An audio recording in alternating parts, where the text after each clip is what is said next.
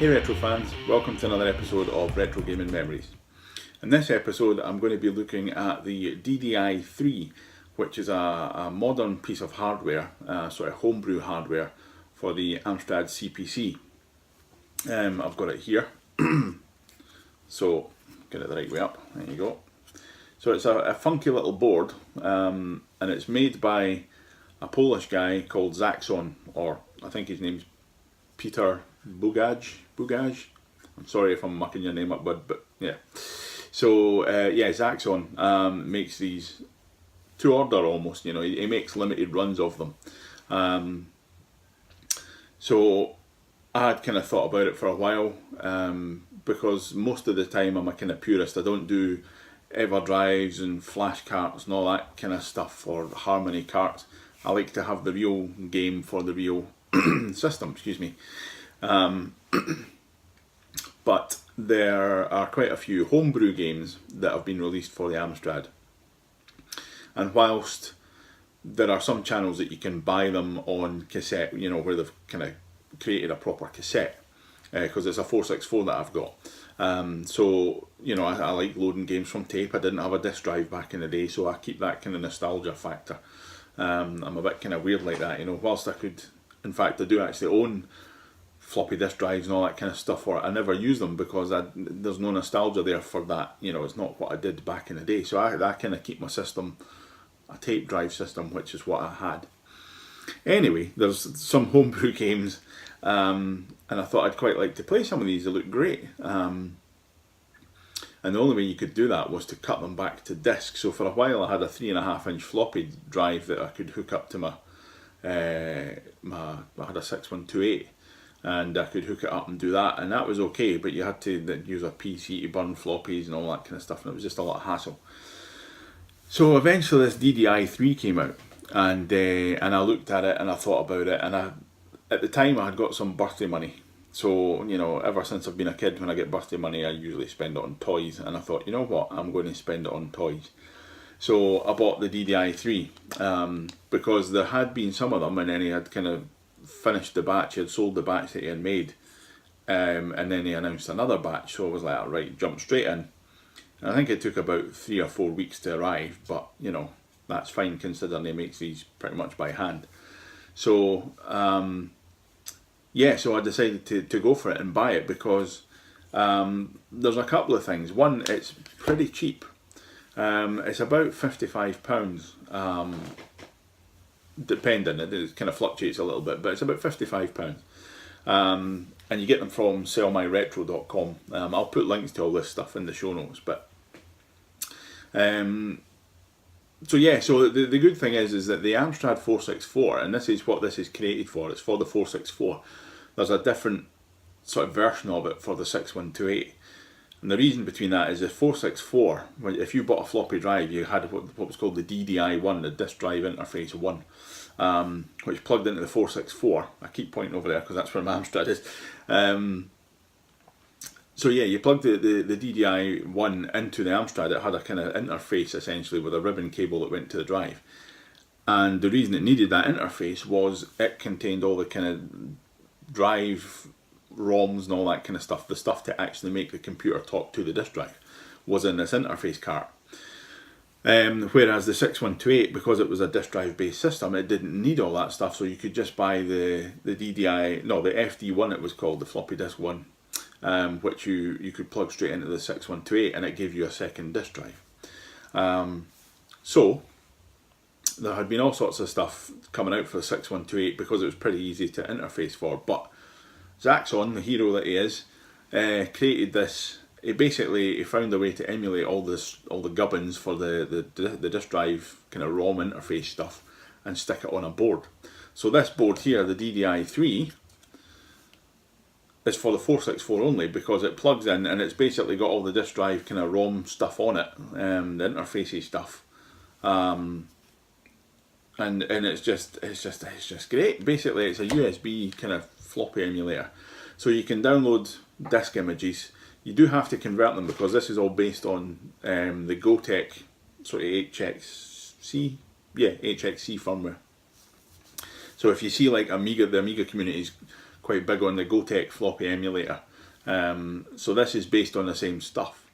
So you need to convert your disk images to HFE format files.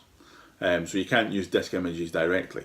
But there's a cracking little guide that I found, and I'll put links in the notes below on how to do it. It's dead easy. It's just a Windows program. There's no Mac version available, unfortunately, but you just download this little Windows program, chuck your disk images in, and it chucks out HFE images, which are all ready to go. So this does use a USB drive as its source. So I've got a tiny little, I don't know if this will even show up. Look, there we go. Tiny little USB stick, and I think there's 4 or 8 gig on that, which is more than enough for pretty much for everything that was ever released for the Amstrad. So I've just got that in sort of letter-based folders, so A, B, C, whatever, with all the games in there. So it's dead easy to kind of set up. You just basically set your stuff up. There is a couple of other programs that you need to put on the disk, on your USB stick, sorry, to actually kind of boot the interface. You can do it all directly, but if you want a nice menu, which I'll show you on the screen in a little minute, then you need to put this sort of program. I think it's, what's it called? I think it's just HXC, which you run, and that gives you a nice kind of menu. Anyway, we'll have a little quick look at the device itself. It's really well made. I mean, the soldering and stuff, I don't know if that's machine soldered, but it's a really nice board. It's really well made. You can't get a case for it, unfortunately. That's one tiny thing.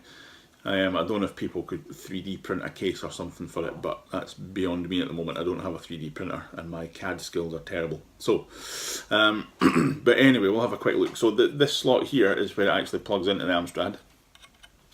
There is an additional port here for adding a second floppy disk drive, which is pretty cool. You've got your kind of multifunction screen, which is nice. I've still got the paper on it. It's not broken or anything. I've still got the plastic protection on it. All the various ROM chips and bits and bobs. I don't know what the jumpers are for. The one downside about this, and I don't know if it's because Zaxon's Polish and English obviously isn't his first language or what. He says outright that this is a hobby board, you know, it's not a commercial product. But the documentation on it's pretty slim. So it's really kind of the community that has come up with the documentation for it. So I don't know what the jumpers do, but you know, I'm sure he's quite active on Facebook and all that kind of stuff. So I'm sure you can ask him if you're really interested. But you don't need to do anything. When you get this, you just plug it in, put your stuff onto your USB stick, and away you go. But there's a couple of pretty cool things. So like I say, it supports a second floppy drive. And we'll have a quick look at the switches. So there's a switch on the side there, that's just a reset button, save you switching your Amstrad off and on all the time.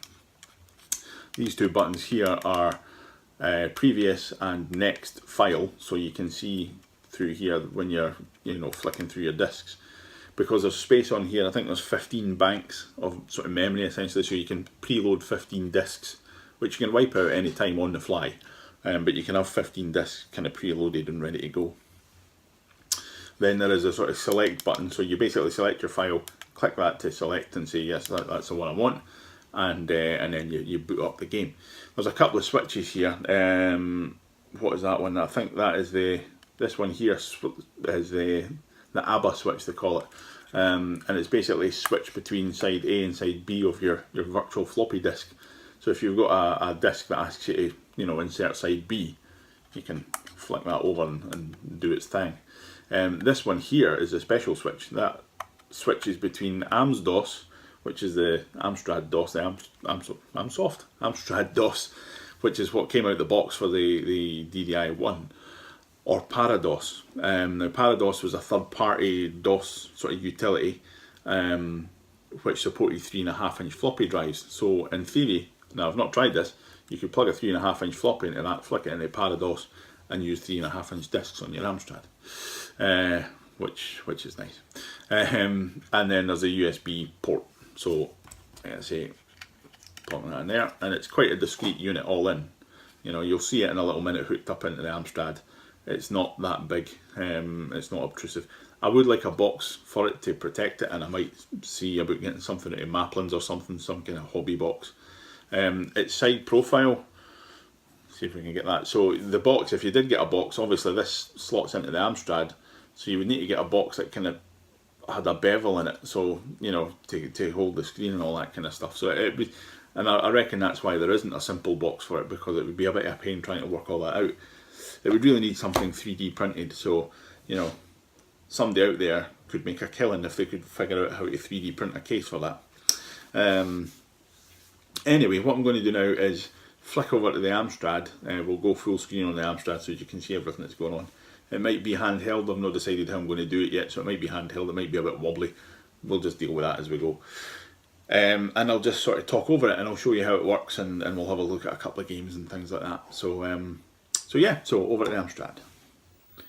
Okay, so here we are. I've plugged it into the Amstrad. Now I normally have a let's just grab this. I normally have a 64K RAM card which sits in the back, and it plugs obviously straight in, but I thought what we do is just put it straight into the Amstrad to let you see what it looks like in a base machine really. So let's see if I can pull this out a little bit. So there you go. I mean, it just plugs straight into the floppy drive port. You know, nothing too funky. So basically when you switch it on, you get a little floppy emulator thing. I don't know if we saw that, and I'll do it one more time. So floppy emulator, and it goes to, if you have this auto boot, so this is the HXC software that you can have. So I'll quickly show you all the buttons working. So if I pan back a little bit, so that's a reset button on the side, so press that and it resets. Nothing too exciting. So that's the only thing that's really done on screen. The rest of it here is so the forward and back button. So if I go forward, you'll see that I've got a few games already loaded, and you can go backwards and forwards. This button here selects the kind of disc to say this is the one I want loaded. This flicks between A and B, and this flicks between Parados and Amsdos. So I don't know if we'll be able to get this in. So you'll see that at the moment it's just in standard Amstrad mode, but if I flick the switch and reset the machine, there you go, it's in Parados mode. So I'll switch it back again, so back into Amsdos mode, reset it using the funky little switch at the side, back into Amsdos mode. So you don't really need Parados unless you want to, unless you're kind of programming stuff, or you want to use a 3.5-inch drive. But yeah, so anyway, so we have auto boot, the kind of HXC software. So what you do to get it going, now we did select it, you just make sure it's selected, is you type, run H, it's really hard to do this while you're filming. So yeah, run HXC, has a little think, it flickers away because it's reading, you can see the tracks and sectors it's reading. So it comes up this nice little menu, detects all your device and all that kind of stuff. So you can see that there's an auto boot HFE, which is the disk that boots into this menu, which is quite nice. So you just use the cursor keys to move up and down. You press space to select. So if we have a look, so press space, and it will go into there. There we go. So you can go down to whatever you like. Let's go whatever's in K, I can't remember. So you press space to select it, and you can see there's a few games in there. So you'll see up in the top right here, it shows you the banks, the memory banks that you've got. So basically, if I picked, what will we pick? Kickstart 2, we'll go with that. Actually, let's go with Karnov. Yeah, let's go with Karnov, because it's quite a big game that takes ages to load. So if I press space, that goes into that memory bank. So it automatically jumps to section 2, which means that you're about to, whatever you pick next is going to go into sort of disk 2 essentially, and so on and so forth. Up to 15, so there's 15 banks up there that you can load games into. So if I press up and down, you can move up and down. Now you can go there and press space to go back to the previous level, or I think you can press left on the cursors and it will jump back. It does take a little second just to kind of kick in, and then if I press left again, it takes me right back to the boot menu. And I think if you press right, it'll just kind of go in. So you can use right instead of space if you want to. So I have homebrew and all that kind of stuff in there. So what you need to do at the moment, right, is basically you'll see that the drive is in direct access mode. That means it's basically being programmed by whatever you're putting into it, into these memory banks essentially. To write that, because if you switch your machine off and try and run stuff at the moment, it won't do anything. It stays in direct access mode. So to write your changes to the ROMs basically, you need to press escape. So if you press escape, it says, do you want to save your changes? So you press yes. Then it writes that to disk, and then it jumps back, and that is you ready to go. So it's reset the machine, and it's written your change, Karnov disk 1. So that was Advanced Pinball Simulator. It's now Karnov. The next disk in the next bank was Barbarian. So if we go forward, you'll see that Barbarian's still there. So like I say, there's 15 blocks, essentially 15 disks is the way to think of it. And you can load up 15 things at a time. Now you can overwrite this at any time. You know, you can go back into that menu and say, no, I don't want Karnov anymore, I want whatever.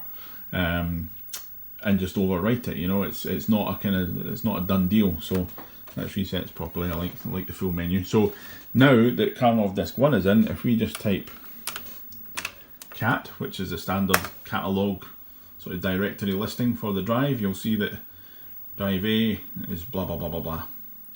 So I don't think there's anything on the B side of this, but we can try. So that's flipped over to side B, and it doesn't like it, so we'll just cancel that. So there's nothing in side B essentially. So we'll catalogue again, because I flicked it back, so we're in the main thing. So, oh, lots of flicking, there we go. Right, so if I now run Karnov,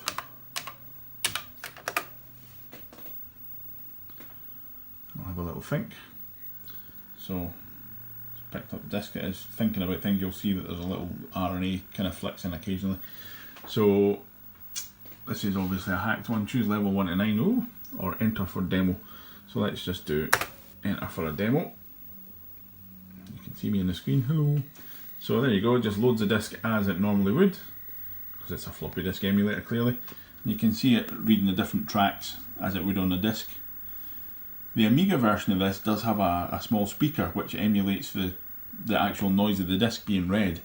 There wasn't really that much noise on an Amstrad disc. It was quite quiet, so I don't know if that's why it's not been emulated, or if it is in fact possible to put a little speaker in this for that proper thing. I don't know, but yeah, that's really it. It's cracking. So Karnov is having a little think. Oh, press space and away it goes. So. I don't know if this is like the demo version that was on cover tapes or something like this. It's still having a little think. It's still reading the drive. So that's one thing to mention. It is real time. Please turn the disc and press any key. So I didn't turn the disc. Let's see if it just knows where it is. This isn't a very successful demo, is it? Yeah, so it is reading in real time. Turn the disc. Well, that was a terrible demo. Let's reset. Let's try Batman the movie, right? So I've selected the new disc. You need to press the little thing on the top. We'll forget about Karnov and we'll go for Batman, right? So with catalogue, let's see.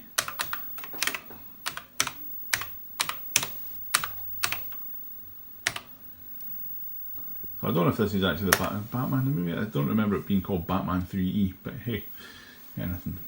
CNG soft.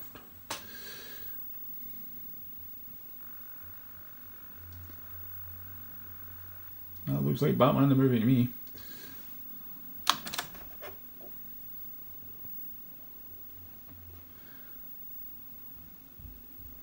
So like I say, these things run in real time, so there we go. It's all very exciting.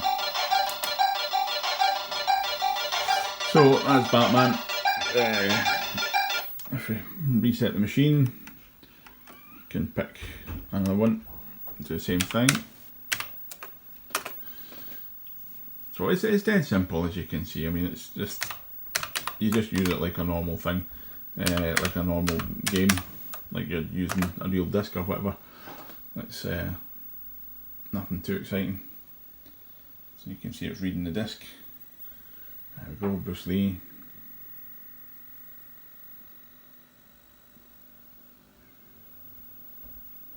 But I mean, it's great having these games, and you know, even though they take a few seconds to load, I mean, everything loads in sort of under a minute. So it is a great thing to have, you know, to be able to play the games. I mean, I've got, if I go over here, I've got all these games on tape. You know, I mean, Bruce Lee's over there. But rather than loading up the tape, which takes 5 minutes, you know, I've got it ready to go, so it's all good. Anyway, that's going to do it. It's just a quick overview. Turn the volume down. Just a quick overview of Zaxon's DDI3. A great little device, recommended for anybody that's got an Amstrad. The only downside that I can tell you about it is that the documentation's not brilliant. You do need to do a little bit of kicking about.